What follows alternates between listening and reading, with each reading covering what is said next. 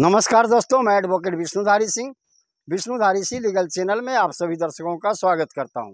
दोस्तों, आज मेरे वीडियो बनाने का टॉपिक है कि सुप्रीम कोर्ट ने कहा कि अब अनिबंधित दस्तावेज भी, अनरजिस्टर्ड डॉक्यूमेंट भी न्यायालय में साक्ष्य के रूप में स्वीकार्य होंगे। दोस्तों, सुनने में तो कुछ हटपटा लग रहा है, चूँकि इंडियन रजिस्ट्रेशन एक्ट की धारा 17 के अनुसार वह दस्तावेज जिसके आधार पर किसी स्थावर संपत्ति का हस्तांतरण हो या हस्तांतरण करने की बात के लिए एग्रीमेंट हो, इन सभी का निबंधित होना, रजिस्टर्ड होना आवश्यक है। दोस्तों, अगर यह निबंधित नहीं हुए यानी रजिस्टर्ड नहीं हुए, जैसे सेल डीड है दोस्तों, डीड ऑफ गिफ्ट है, एग्रीमेंट टू सेल है, अगर ये सब चीज़ निबंधित यानी रजिस्टर्ड नहीं हुए, वैसी परिस्थिति में क्या होगा? दोस्तों, इंडियन रजिस्ट्रेशन एक्ट का सेक्शन 49 यह प्रावधान करता है, धारा 49 यह प्रावधान करती है कि कोई भी दस्तावेज जो सेक्शन 17 इंडियन रजिस्ट्रेशन एक्ट के अनुसार रजिस्टर्ड होने जरूरी है, अगर रजिस्टर्ड नहीं किया गया है, वैसी परिस्थिति में न्यायालय उसे साक्ष्य के रूप में स्वीकार नहीं करेगा। लेकिन दोस्तों, आज का फैसला ऑनरेबल सुप्रीम कोर्ट का है, जिसमें सुप्रीम कोर्ट ने कहा कि अब अनिबंधित दस्तावेज भी, अनरजिस्टर्ड डॉक्यूमेंट भी न्यायालय में साक्ष्य के तौर पर कबूल किए जा सकते हैं। दोस्तों, आइए देखते हैं किन परिस्थिति में अनिबंधित यानी अनरजिस्टर्ड डॉक्यूमेंट जो है उसे न्यायालय स्वीकार साक्ष्य के रूप में करेगी। सबसे पहले हम दोस्तों आपके समक्ष में केस का टाइटल रखेंगे, उसके बाद उसका साइटेशन नंबर रखेंगे, डेट ऑफ जजमेंट रखेंगे, ताकि इतनी जानकारी के बाद आप जब चाहे गूगल पर या इस टाइटल को देकर के या इस साइटेशन नंबर को देकर के इस जजमेंट का PDF सुप्रीम कोर्ट का प्राप्त करें और अपने केस में इसका फायदा उठाएं। दोस्तों, केस का टाइटल है आर हेमलता बनाम कस्तूरी, 2023 का जजमेंट है। दोस्तों, 10 अप्रैल 2023 को ऑनरेबल सुप्रीम कोर्ट ने इसे पारित किया। दोस्तों, इसका साइटेशन नंबर है 2535 यानी 2535 ऑफ 2023। इसी फैसले में ऑनरेबल सुप्रीम कोर्ट ने कहा यह अनिबंधित दस्तावेज भी न्यायालय में मान्य होंगे। थोड़ा सा इस केस का हम फैक्ट आपके सामने प्रस्तुत करते हैं ताकि आपको केस समझने में आसानी हो सके। इस केस में वादी ने अपनी संपत्ति, अपना जमीन बेचने के लिए प्रतिवादी के साथ एक एग्रीमेंट किया और उससे 2 लाख रुपया लिया कि हम इस संपत्ति को पूर्ण पैसा प्राप्त करने के 3 माह के अंदर में इसे हम आपको रजिस्ट्री के द्वारा बेच देंगे। दोस्तों, 3 माह का समय बीत गया। प्रतिवादी ने उसे लीगल नोटिस किया कि आपका समय सीमा बीत गया है, कि आप रजिस्ट्री नहीं करेंगे, पैसा हमारे पास तैयार है। लेकिन वादी उससे इनकार कर जाता है और कहता है कि अब मुझे संपत्ति नहीं बेचनी है।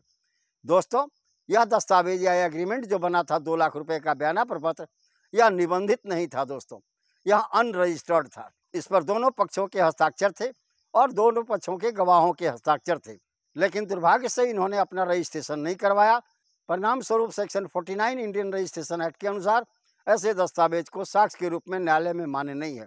तब दोस्तों, प्रतिवादी ट्रायल कोर्ट में गया और ट्रायल कोर्ट में जो दूसरा पक्ष था जिसने एग्रीमेंट करवाया था, उसने न्यायालय के अंदर में अपना एक प्लेंट दाखिल किया। उसमें उन्होंने दावा किया कि हम उनसे एग्रीमेंट टू सेल करवाए थे, दुर्भाग्य से अनरजिस्टर्ड रहा, लेकिन दोनों पक्षों के दस्तखत और दोनों पक्षों के गवाह के दस्तखत इस एग्रीमेंट टू सेल पर हैं। हमसे 2 लाख रुपया बयाना के रूप में लिया गया, 3 माह के अंदर में रजिस्ट्री करनी थी। मैं पैसा देने को तैयार हूँ, रजिस्ट्री कराने को तैयार हूँ, लेकिन अब वो व्यक्ति, जमीन का मालिक, जमीन बेचने से इनकार कर देता है। दोस्तों, ट्रायल कोर्ट में वादी जो है, जिसने एग्रीमेंट टू सेल करवाया था, जिसने बयाना प्रपत्र करवाया था जमीन मालिक से, उसके केस को इस आधार पर खारिज कर देता है ट्रायल कोर्ट कि सेक्शन 49 इंडियन रजिस्ट्रेशन एक्ट के अनुसार वह दस्तावेज जिसमें भूमि का हस्तांतरण या भूमि के हित के हस्तांतरण की बात कही गई हो, अगर वह रजिस्टर्ड नहीं है, ऐसे दस्तावेज न्यायालय में साक्ष्य के रूप में मान्य नहीं होंगे। अतः ट्रायल कोर्ट ने इसे खारिज कर दिया। तब इस केस का वादी हाई कोर्ट में अपील दायर किया। दोस्तों, चूंकि उसका तो एग्रीमेंट टू सेल था, ट्रायल कोर्ट के फैसले की विवेचना करते हुए ऑनरेबल हाई कोर्ट ने कहा कि पैसे का लेन देन हुआ, इसका प्रमाण है, दोनों पक्षों के हस्ताक्षर हैं, इसकी सहमति है कि पैसे का लेन देन हुआ। ऐसी परिस्थिति में सिर्फ अनिबंधन होने के चलते, अनरजिस्टर्ड होने के चलते दस्तावेज को इनकार नहीं किया जा सकता।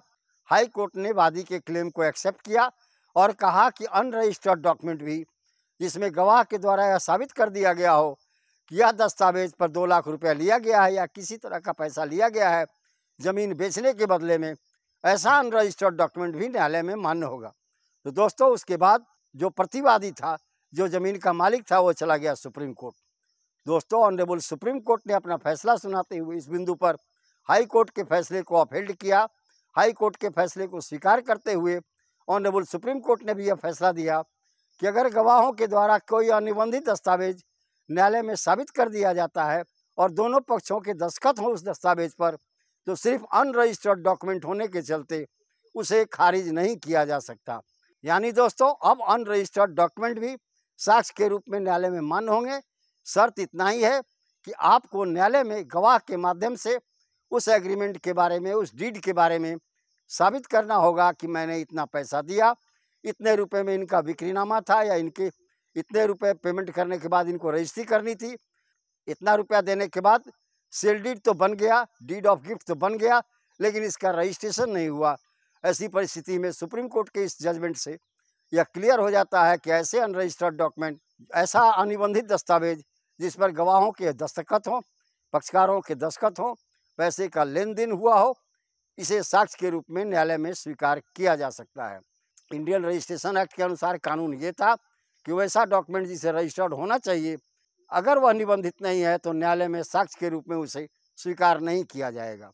ऑनरेबल सुप्रीम कोर्ट ने अपने इस फैसले से उन लोगों को राहत दी है दोस्तों, जिन लोगों के पास अनरजिस्टर्ड डॉक्यूमेंट है, जिसके आधार पर वो संपत्ति के मालिक बन सकते हैं अगर वो न्यायालय का सहारा ले तब। धन्यवाद दोस्तों। अब विशेष अगले वीडियो में